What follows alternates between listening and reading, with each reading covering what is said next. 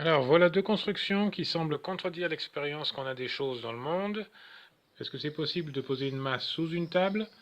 Et est-ce qu'on peut faire flotter une table en l'attachant au sol? Et évidemment, comme vous pouvez le voir, la réponse est oui. Donc ici, la masse se trouve sous son point d'appui. Vous voyez, là, il n'y a rien qui est attaché. Là, la table flottante est attachée avec des fils qui se trouvent en dessous de la table. L'objet des explications qui suivent est d'expliquer comment tout ça c'est possible. Alors aujourd'hui, je vais utiliser des jouets pour démontrer quelques concepts en mécanique. Plus particulièrement, on va parler de statique, où les forces s'équilibrent. C'est la première loi de Newton, où la somme des forces est égale à 0. D'abord, j'ai l'exemple classique de la poulie. On voit qu'une masse ressent la gravité terrestre. Donc c'est la force due à la gravité est égale au négatif du produit de la masse avec la gravité. Et comme elle n'accélère pas vers le bas, ça veut dire qu'une force compense celle de la gravité. Ici, c'est la tension dans le fil. Selon la première loi de Newton, la somme des forces est égale à 0. On a donc une tension qui est égale et opposée à la force due à la gravité. On applique la première loi de Newton et on résout pour la tension. Maintenant, de l'autre côté, on a une masse 2 fois plus grande que la première. Ici, ce qui est important de comprendre, c'est que la tension est la même dans tout le fil.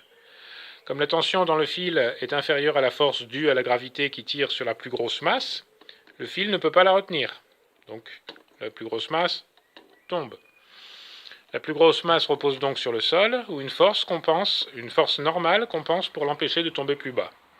On applique donc à nouveau la première loi de Newton et on résout pour la force normale.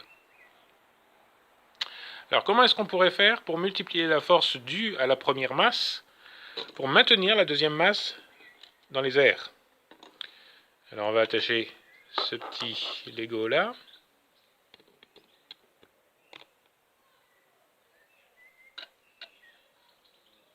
Et voilà. Ici, la première masse ressent toujours la gravité terrestre et la tension, qui est toujours égale à M1G. Sur la masse 2 fois plus grosse, il y a maintenant deux tensions. Celle dans le fil qui va jusqu'au point d'accroche et celle dans le fil qui va vers la première masse. Mais c'est le même fil, et comme on l'a dit, la tension est la même dans tout le fil. On a donc d'un côté la tension qui est égale à la masse multipliée par la gravité, et de l'autre côté, on a la masse multipliée par la gravité, plus les deux tensions, une tension ici et une tension ici. Donc si on remplace T par M1G et qu'on résout pour M1, on passe M2G moins M2G de l'autre côté et on divise les deux côtés par 2G, on obtient M1 est égal à M2 sur 2. Donc on démontre que pour que les deux masses s'équilibrent, la première masse doit avoir une masse égale à la moitié de celle de la deuxième masse. Ici, je me suis amusé à recréer un modèle d'ascenseur qui utilise cette technique, mais pas pour multiplier la force par 2, mais pour utiliser une autre conséquence de ce système. Vous voyez, ce truc multiplie la force par 2.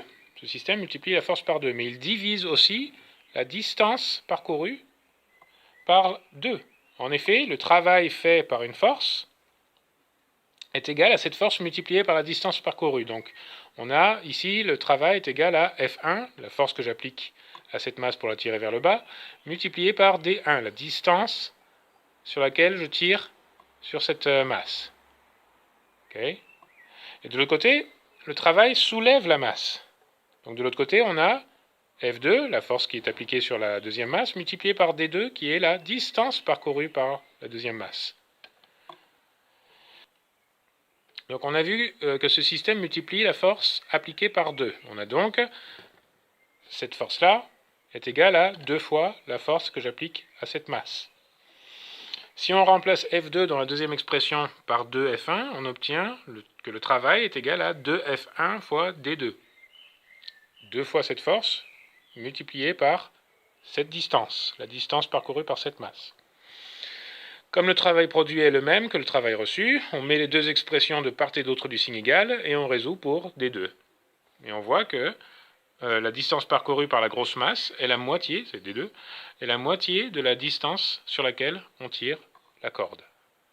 Ça on prouve mathématiquement ce qu'on voit ici. Comme la distance parcourue est moins importante, la vitesse de la grosse masse est moins importante. Mon problème avec l'ascenseur, c'était que le moteur tournait trop vite et l'ascenseur montait trop vite. Avec ce système, j'ai divisé la vitesse de l'ascenseur par 2 et il peut monter plus lentement. Bon, j'ai aussi utilisé des roues crantées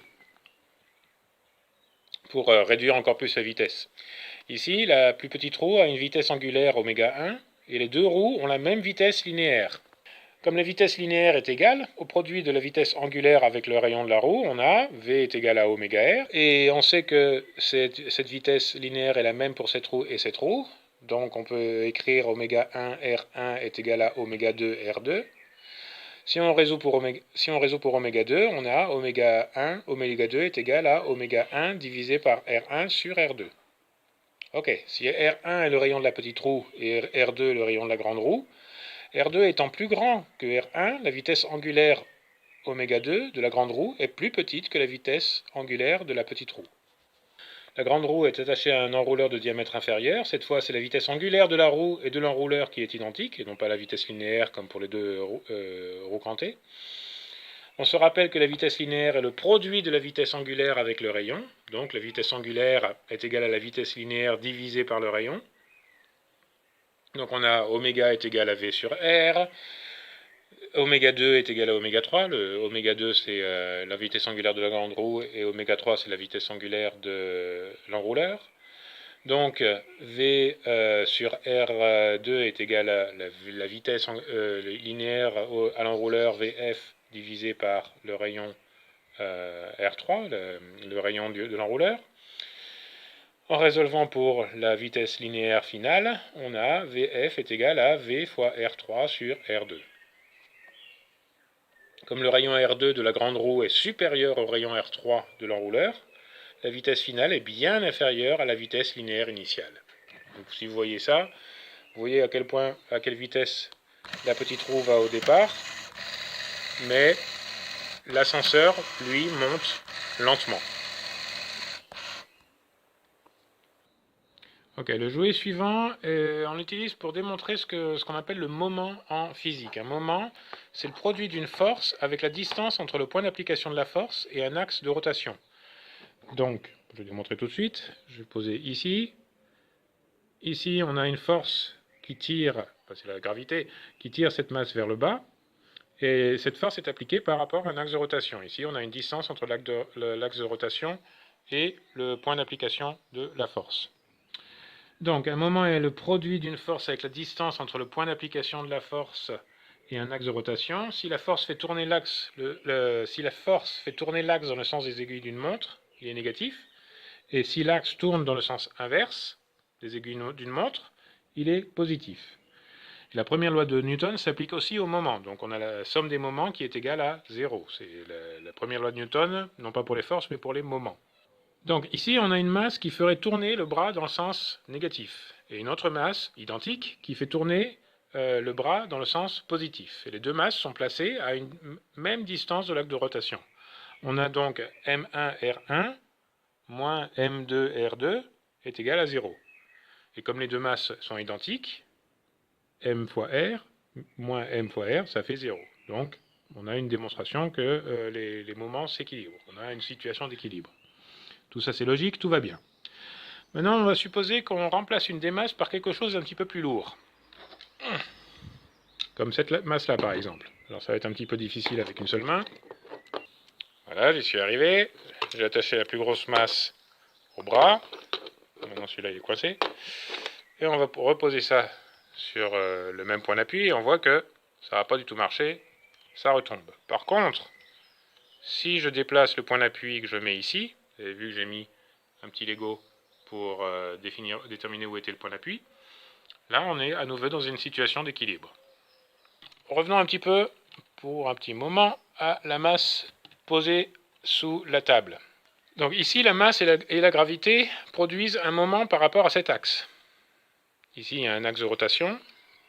Et vous voyez que la masse, ici, produit un moment qui va dans cette direction. Ce moment est transféré par le bras à la pièce du dessus, à une certaine distance du point d'appui, qui est ici un deuxième axe de rotation. Un deuxième moment tire le bras ici, c'est le poids, la masse multipliée par la gravité de tout cet appareil qui tire ici. Mais il est situé à une distance inférieure de l'axe de rotation. Donc ici on a le premier moment qui fait une force qui va dans ce sens-là à ce point ici, et on a le deuxième moment qui fait une force qui va dans ce sens-là à ce point ici. Donc deux moments, mais deux distances différentes, une ici, une là. Donc la force due à la gravité de l'objet entier est plus grande que la force due au moment de la masse, c'est assez logique, par rapport au premier axe, mais comme la force qui découle de ce moment, la force qui s'applique ici, est à une distance plus grande que la force due à la gravité qui s'applique ici, les deux moments se retrouvent égaux et le système est en équilibre. Donc ici, comment est-ce qu'on a fait pour ramener tout le système en équilibre? Ici, on avait une certaine distance, il y avait une force qui s'appliquait ici, qui était maintenant plus grande que la force qui s'appliquait là. Donc pour compenser, on a simplement réduit la distance. Donc la distance multipliée par la force ici est égale par cette distance-là, qui est bien plus grande, multipliée par la force, qui est bien plus petite, mais les deux s'équilibrent. Et on a donc M1R1 moins M2R2 est égal à 0. On a rétabli l'équilibre dans le système. Alors pour terminer, voilà à nouveau les deux démonstrations que j'avais présentées au début de cette vidéo. Donc on a bien vu et analysé celle-là. On se rappelle la raison pour laquelle ça tient sans avoir besoin d'être accroché. Pour la table, c'est encore plus simple en fait. Ici on a une tension qui retient toute la table. Mais ici vous avez le centre de la gravité de la table qui tire dans ce sens-là sur la table. Donc le fait que ça soit attaché ici, ça crée un moment qui tourne dans cette direction, dans le sens inverse des aiguilles d'une montre, mais ce moment est compensé par une tension dans les cordes qui sont attachées ici, et ça donne l'illusion que la table flotte. Donc voilà, je vous invite à essayer par vous-même de construire ces jouets, ou même de faire des modèles grandeur nature. Moi personnellement ça me ferait rêver de travailler sur une table flottante, mais dans tous les cas, continuez à être curieux.